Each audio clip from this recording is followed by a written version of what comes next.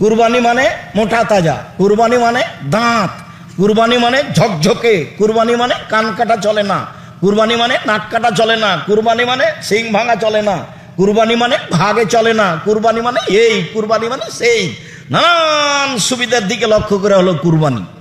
আর আকিকা 7 দিনের দিন করতে হবে, একটা ছাগল খালি মরতে বাকি আছে, জবে করেছে, সমস্যা নেই। এটা হলো বাপের জিম্মেদারি, এখানে নেকি হিসাব নেই। আর ওটা হলো নেকির কাজ। বড় বড় নেকি হয় যেসব কাজে, তার একটা বড় নেকির কাজ হলো কুরবানি। ভাগে কুরবানি করে গোশত নিয়ে গন্ডগোল করলে হবে? ওই পাতা ছিঁড়ে দিবেন, ওটা নয়। টাকা বেশি আছে, উট কুরবানি করবেন রাজস্থান থেকে নিয়ে এসে।